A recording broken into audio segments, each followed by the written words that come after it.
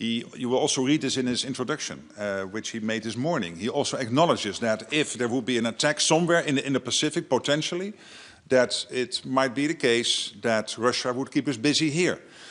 So that for the US security, it is vital to have a strong NATO, but also for the US security, it's vital to have a stronger European presence within NATO. And that's exactly what's happening. We are ramping up the spending in Europe and Canada to protect ourselves better.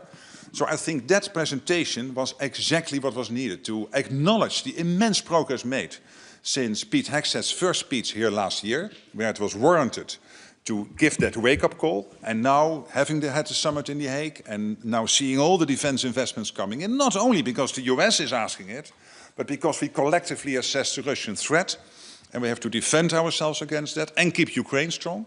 So I think what you see today is a NATO where the US is completely anchored, and at the same time a NATO where Europe is stepping up with Canada, taking more of a leadership role.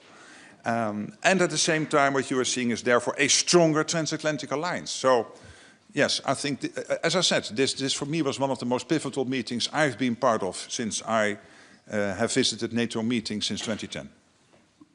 Okay, let's go to the third row, Frankfurter Allgemeine Zeitung. Thomas Kutschka, Frankfurter Allgemeine Zeitung. Good afternoon. Hello, good afternoon. My question is on Pearl.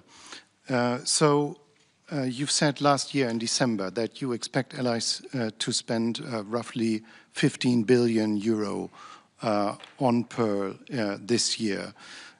As far as I know, there have not been any pledges since the beginning of this meeting. Of course, then today we heard from Sweden and from the UK. So the first part of the question is, are you confident that allies will meet this ambitious target? And the second part is, do you expect the Europeans to contribute to Pearl via the new Ukraine loan, which foresees the possibility, in certain circumstances, to buy weapons from the US? I'm absolutely confident that that flow of vital US equipment into Ukraine will continue to go. As I said yesterday, it is about 90% of the critical air defense needs of Ukraine when it comes to the Patriots, and I think it is 75 overall, or this the other way around, 75% of the Patriot systems and 90% overall. So this is critically of critical importance to Ukraine. So I'm absolutely confident that will continue to flow, and we will be able to raise enough money to do that. And the exact link with where we get it from and which pot of money, I mean, leave it with me. We will do our utmost to make sure that the money is there. And just next to him, ICTV. Thank you. ICTV, Kiev, my name is Volodymyr Runets, and thank you for this opportunity to ask you this question. President Macron of France has been very clear that he would like to renew some sort of dialogue, some sort of direct dialogue between him or entire of Europe with Putin and Moscow in general. Obviously, the EU is afraid to be left out in this negotiation process that the US initiated and is advocating. Is there an understanding, or is there an idea that probably NATO should as well talk directly to Putin or Moscow, or maybe renew some kind of cooperation as it used to have with them? Thank you. On this, it is my conviction that we all agree that it is the United States who had to break the deadlock. President Trump broke the deadlock in the peace negotiations with President Putin in February last year. That was crucial. And since then, he has been consistently driving the peace process through Marco Rubio and Jared Kushner and Steve Witkoff. They have been constantly on this, and I think that is extremely important. And there is also, I think, widespread acknowledgement that it is important that we know what's happening. It's exactly what the Americans are doing. They are constantly updating what they are doing, what is the current state of play when it comes to the peace process, where they are leading the charge with the Russians and the Ukrainians.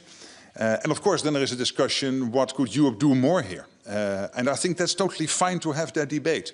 As long as also then the Europeans, and I'm sure they will, and I know they will be completely open about their endeavor, so that all of this works together. Because we have only one aim, and the only one aim is to end this war in a way that Russia will never try to attack again. So the war has to be ended in a way where Ukraine can go forward as a sovereign nation, with security guarantees in place such that Putin will never try again to attack Ukraine. So no repeat of Budapest, no repeat of Minsk 2014, 2015, but credible security guarantees. Okay, let's go to the third row here, Telegraph. Hi, thank you, Joe Barnes from the Telegraph, or the Hi. third bearded guy from yesterday.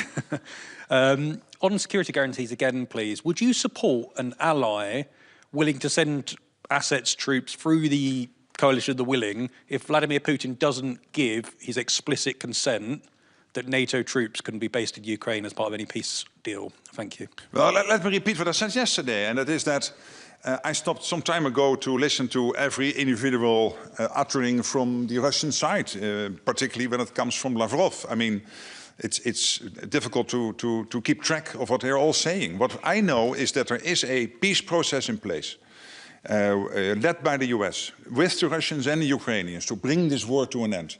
And that part of that whole process is the absolute acknowledgement by everybody involved that for Ukraine going forward, Ukraine needs credible security guarantees. That will be, first of all, the Ukrainian armed forces themselves.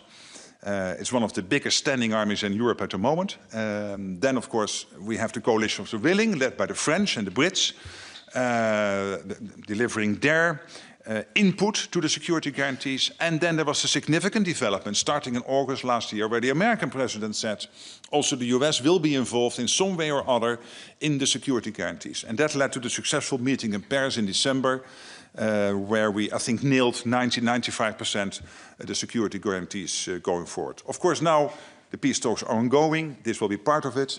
But I think we all acknowledge you need strong security guarantees as part of a peace deal, or at least for Ukraine to be there, so that they know after a peace deal or a long-term ceasefire that they are secure. All right, let's come back over here. Bloomberg, second row. Thank you, Secretary General. Just a few weeks ago, the alliance was on the verge of a major crisis with the US making claims on the territory of another ally. 3 weeks later,